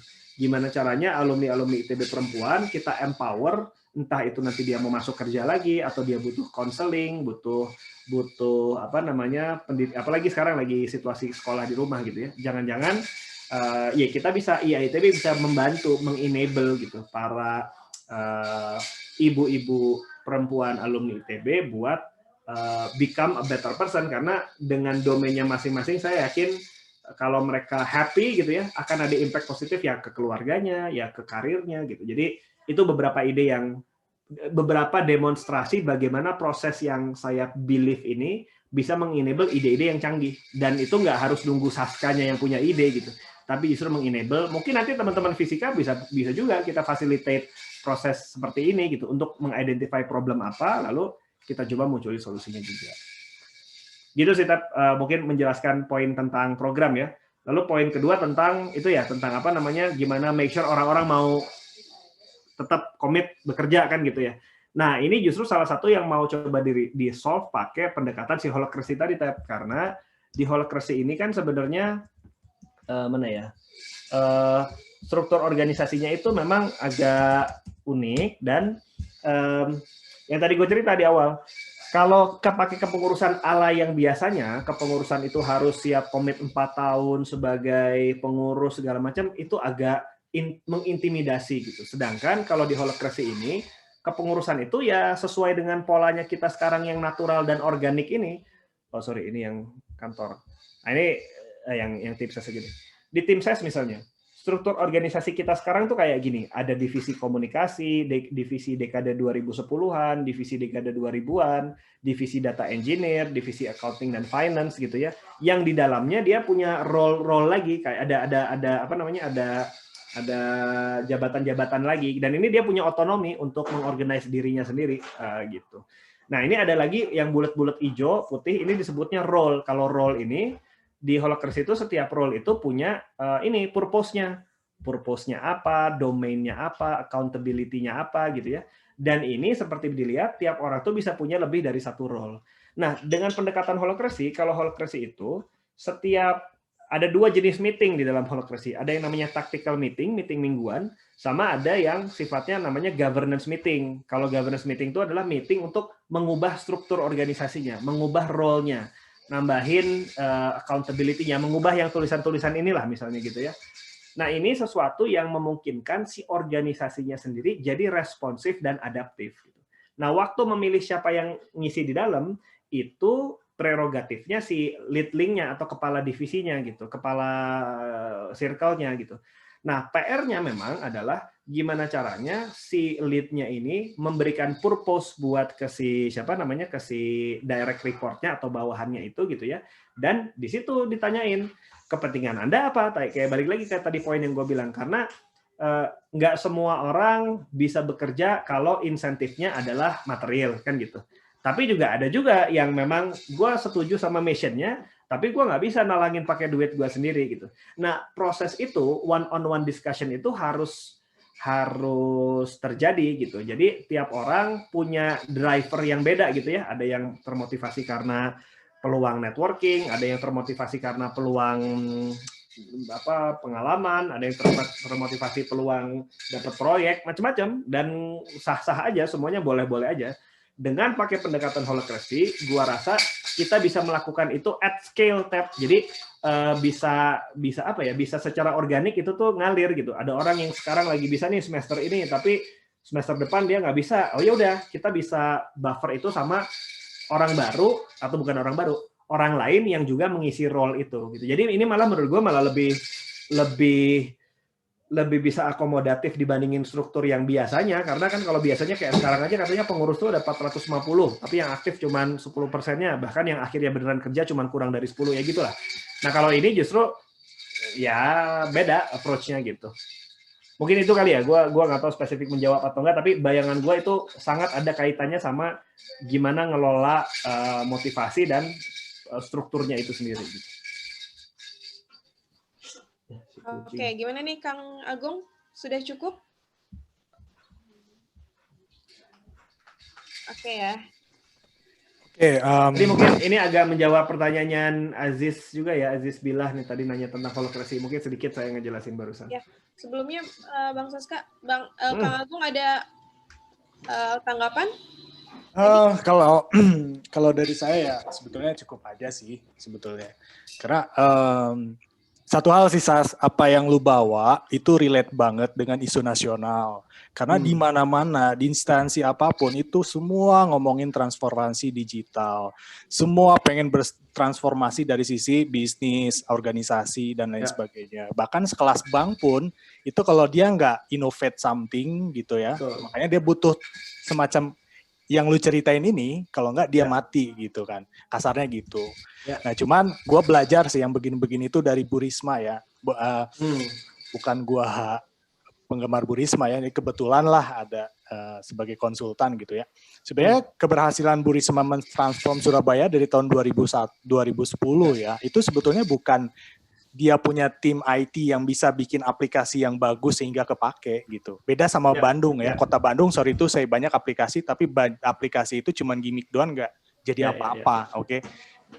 Ya karena si Bu Risma ini, satu, dia bisa melihat permasalahan yang sebenarnya. Yang kedua, dia tahu secara prosedurnya gimana. Jadi ketika dia bikin proses bisnisnya itu inline atau aligns dengan prosedur yang ada. Itu yang kedua. Yang ketiga, yang paling penting ya, dikawal terus. Bro. Betul.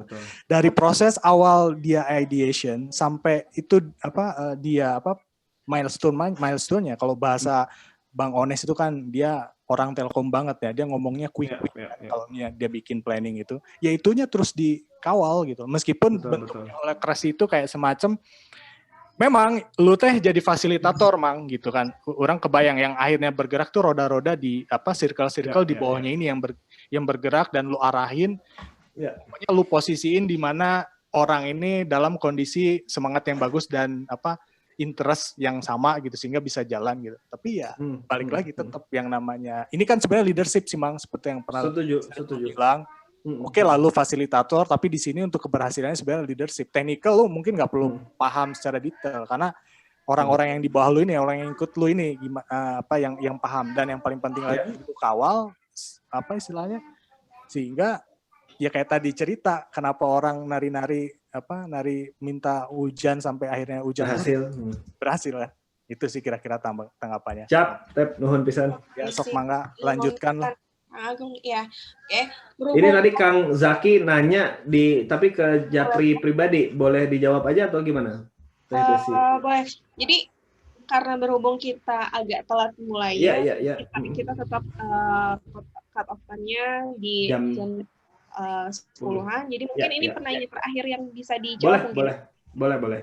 Jadi gimana tadi ada pertanyaannya nih Bapak Jaki, pendidikan kan makin mahal, konsekuensinya makin banyak yang kader gitu ya. Nah, menurut saya dan tim, Saska dan tim, posisi IA seharusnya di mana biar ITB ini tetap kampus yang inklusif demi mengenerate alumni-alumni keren gitu, katanya begitu. Nah, kalau menurut saya dulu sempat berdebat juga zaman di kampus sama Erik gitu, teman elektro juga. Saya dulu pro kuliah itu harus murah gitu. Tapi dia bilang, ya enggak lah, harus mahal gitu katanya. Nah, gimana kok harus mahal gitu? poinnya yang saya rasa waktu itu terjadi adalah ada dua kacamata yang beda, kacamata saya sama kacamata Erik. Kacamata Erik adalah pendidikan itu harus berkualitas, maka perlu bayarnya mahal, cost-nya harus tinggi gitu. Tapi pertanyaannya, siapa yang harus bayar cost itu kan gitu? Expense itu siapa yang harus bayar? Nah, di luar negeri juga biaya pendidikan itu tinggi, gaji dosen tinggi, dana penelitian luar biasa besar juga gitu ya. Tapi memang kan itu investment sifatnya begitu. Artinya sesuatu yang ya kan kampus itu kan bukan cuma sekedar pabrik bikin inovasi, tapi juga ada penelitian yang sifatnya for the sake of science misalnya gitu kan, humanity dan seterusnya. Nah, pendidikannya sendiri menurut saya harus top quality gitu. ITB dalam hal ini pendidikannya harus top quality, harus ngegaji dosen-dosennya dengan standar yang tinggi, harus ngegaji para penelitinya dengan standar yang tinggi, harus punya infrastruktur alat-alat yang juga terkini dan canggih gitu ya kalau memang dibutuhkan gitu. Tapi pertanyaannya, kita bisa dapat source of income-nya dari mana? Kalau itu dibebanin ke mahasiswanya, menurut saya itu bisnis model yang doesn't work gitu. Toh buktinya Facebook aja bisa gitu. Kita sebagai pengguna, kita nggak bayar apa-apa sama Facebook gitu. Kita jadi pengguna gratis gitu. Tapi bisnis modelnya, revenue modelnya itu datangnya bukan dari penggunanya, tapi dari advertiser kan gitu. Maka PR besar buat alumni ITB buat mikirin gimana caranya ITB ini dana penelitiannya besar dan cost-nya memang top quality, tapi kita ngebantuin munculin revenue stream baru gitu. Entah dari kerja sama industri, entah dari kita ngelobiin penelitian kita hilirisasi gitu ya, dari hulu jadi ke hilir gitu kan, atau kita bikin revenue model tadi tuh, bikin the new Neil deGrasse Tyson, gimana caranya mempopulerkan sains gitu. Lalu itu kita bawa ke ranah entertainment misalnya gitu. Banyak banget peluang-peluangnya gitu. Dan menurut saya balik lagi kalau masalah supaya inklusif, ya tadi IAITB-nya harus proaktif mikirin gimana caranya ngebayarin, bantuin ngemikirin lah ya, walaupun sebenarnya mungkin ITB-nya pun sudah punya peran itu kan, rektornya juga tugasnya kan in a way nyari pendapatan buat ITB-nya gitu. Tapi ya kita bantuin gitu sebagai alumni ITB yang tahu industri, yang tahu market, yang tahu bisnis gitu. Kita bikin sesuatu dengan potensi kita yang udah di lapangan, udah di luar sana, ya kita cobain gitu, accommodate gimana caranya bantuin ITB supaya punya pendidikan berkualitas tanpa harus ngebebani si mahasiswanya gitu. Bayangan saya begitu, Teh Desi, jawaban atas pertanyaan Kang Zaki. Jadi intinya yang terpenting itu adalah pendidikan harus berkualitas ya, yang pertama. Pendidikan yang berkualitas biasanya ditunjang dengan kos yang tinggi, tapi agar tidak membebankan, kita selaku ITB harus memikirkan itu juga biar para mahasiswanya tidak terbebani mungkin ya seperti itu. Ini seru banget nih hari ini, malam ini kayaknya banyak banget yang antusias ya, dan lumayan cukup banyak yang nanya, tapi karena kebutuhan atau waktunya yang tidak terlalu banyak, mungkin saya bakal buka untuk satu penanya lagi nih ya. Ini tadi kan udah banyak banget yang mau nanya, ini nanya-nanya. Oke, tapi sekarang sistemnya gini ya, kita cepet-cepetan aja ya. Sistemnya adalah nanti yang penanya, yang ditunjuk, tanyanya secara singkat dan mungkin dijawabnya juga secara singkat ya. Jadi caranya adalah cepet-cepetan raise hand. Oke, mulai dari sekarang siapa yang mau nanya, raise hand yang pertama itu akan kita buka untuk bertanya nih. Oke, coba. Siapa? Ini banyak yang mau nanya, tapi kok, ayo, mana nih? Oke, cepet-cepetan nih. Mana? Belum ada yang mau tanya? Oke, Kang Kiwe nih ternyata yang pertama. Oke, ini berarti last question ya untuk Kang Kiwe, bisa ditanyakan secara singkat dan dijawabnya juga secara singkat, monggo. Pertanyaannya singkat, susah ya.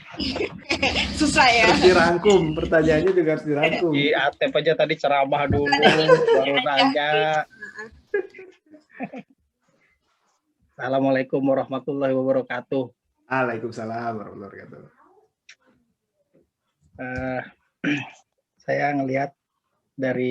Saya mencoba melihat dari sudut pandang lain ya. Tadi kan banyak berbicara mengenai metode ya. Nah, biar bagaimanapun saya ngelihatnya Saska belum ada pengalaman ya. Nah,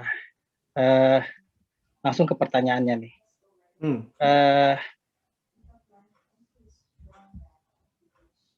kekosongan ini nih. Soalnya pengalaman ini bisa menjawab semua. Tadi hilang dikit, Kang Kiwe, apa kekosongan ini apa gitu? Tentang pengalaman ini nih. Ini saya suatu hal yang perlu menjadi perhatian soal pengalaman. Ini bisa berhubungan seperti, saya ambil contoh sederhana ya. Tadi di fisika ada dosen yang sudah menyiapkan proposal nih, untuk membangun gedung, ya kan? Nah, kalau misalnya Saska datang dengan konsep holokrasinya ke sana, wah ini mental ini. Mental nih. Ibaratnya gila nih anak muda angkatan 2003 ngomong ke dosen angkatan 70-an membawakan konsep holokrasi, seperti diajarin nih. Nah, tapi ini akan berbeda kalau misalnya orang yang berpengalaman dia berbicara tanpa masuk ke konteks holokrasinya, dia misalnya dia paham misalnya tentang holokrasi ini seperti apa, hanya penyampaian komunikasi. Contohnya misalnya, sebenarnya zaman ini sudah berbeda. Kita nggak bisa lagi membangun gedung nih misalnya ya. Nah, pandemi begini orang tinggal di rumah, kerja di rumah. Nah, itu kalau disampaikan sama orang yang punya berpengalaman, efeknya akan berbeda dengan disampaikan oleh anak muda dengan gagasan yang menggebu-gebu, tapi kesannya kayak melawan. Nah, pertanyaan saya jelas kan?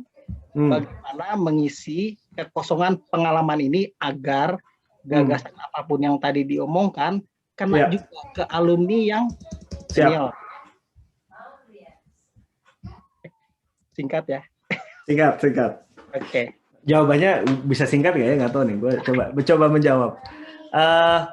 Ya, itu pertanyaan yang relevan banget karena bahkan bukan sebelum mulai, gue juga ketemu sama angkatan 80-an yang kemudian waktu itu mention, Sas, kalau kamu yang jadi ketua IA gitu, kamu nggak bisa nelpon menteri langsung gitu, karena nggak ada credentials-nya kan gitu. Kalau angkatan 80-an mungkin ya karena agak kenal, karena pernah ketemu bareng gitu.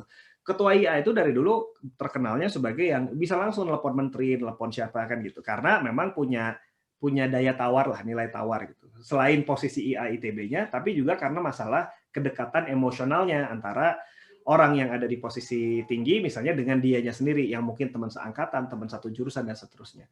Secara jujur memang betul harus diakui bahwa saya tidak punya itu gitu. Siapa si Saska yang kelahiran mungkin sekarang menteri, pas dia kuliah, saya baru lahir kan istilahnya gitu. Dan saya nggak punya akses untuk secara superficial membuat itu tiba-tiba jadi harus nurut siapa saya kan gitu. Tapi justru menurut saya kuncinya adalah tadi, kalau kita ngelihat gambar ini, saya yakin dari early market yang percaya bahwa IAITB harus transformasi ini, ada angkatan-angkatan 80-an, ada angkatan-angkatan 90-an. Dan sejauh ini juga saya sudah ngobrol, udah ketemu juga sama beberapa angkatan itu gitu ya, yang percaya sama, ya Saska ini bagus, dan kamu harus maju, karena dia cerita macam-macam gitu.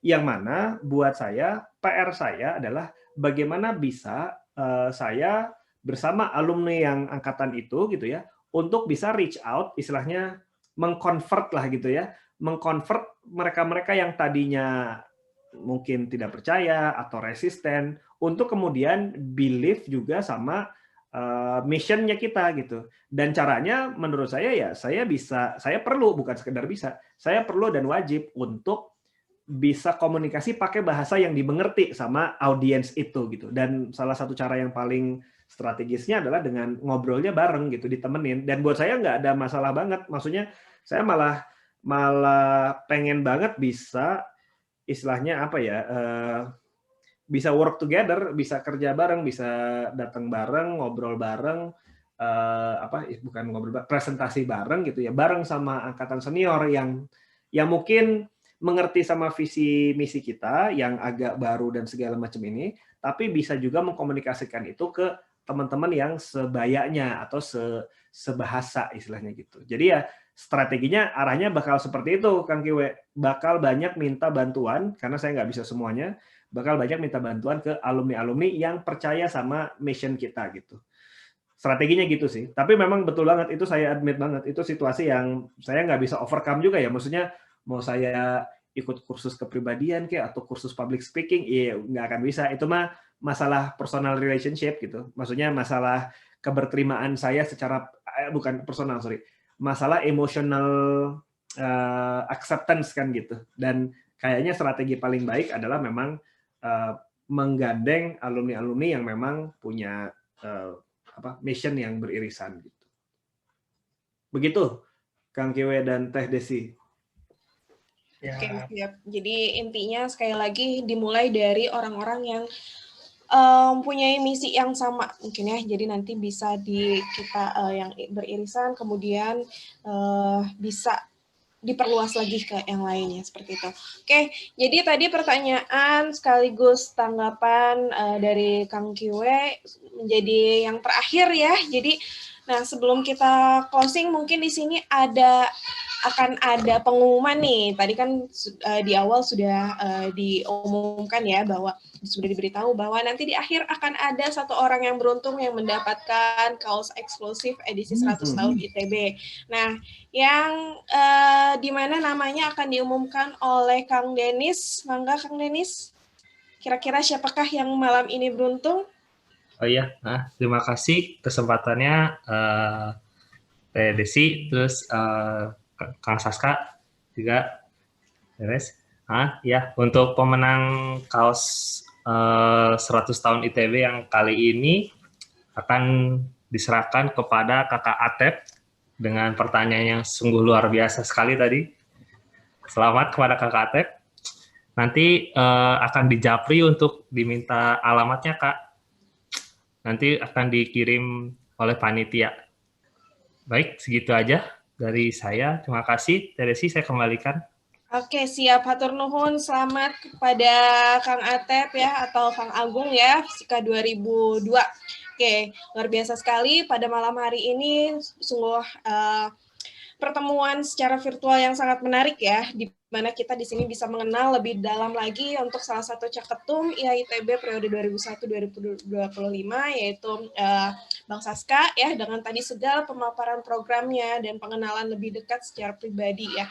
Jadi intinya di sini saya mau coba mengingatkan kembali untuk rekan-rekan alumni untuk menggunakan hak pilihnya di tanggal 26-27 Maret nanti. Jadi nanti siapapun pemenangnya yang menjadi ketua umum dari IAITB periode berikutnya itu bisa membawa para alumni menjadi di sini menjadi sebuah wadah untuk para alumni bisa mengembangkan lagi potensi-potensi yang ada, membawa lagi nama baik ITB ya, bukan cuma di kalangan ITB, mungkin untuk lebih senasional atau bahkan internasional ya, biar kita lebih dikenal lagi ya. Amin. Intinya seperti itu. Sekali lagi terima kasih untuk Bang Saska ya, untuk terima kasih sama-sama ya pada malam ini. Terus terima kasih juga untuk para rekan-rekan alumni sekalian yang sudah hadir ya. Kita di sini sudah bercengkrama bersama ya, walaupun secara virtual ya. Oke, mungkin kedepannya sekali lagi, siapapun pemenangnya ini bisa membawa kita ke arah yang jauh lebih baik. Ya. Oke, cukup sekian dari saya Desi selaku perwakilan dari pengurus IAFI. Dan terima kasih, selamat malam untuk semuanya. Semoga semuanya dalam keadaan yang selalu sehat ya, dan juga sukses dimanapun berada. Oke, terima kasih. Assalamualaikum. Thank you semuanya. Assalamualaikum warahmatullahi wabarakatuh. Okay. Sehat terus teman-teman fisika. Kang Badai nuhun semuanya, Kang Kiwe, Kang Agung. See you. Waalaikumsalam. Kalau mau join ke itu tuh apa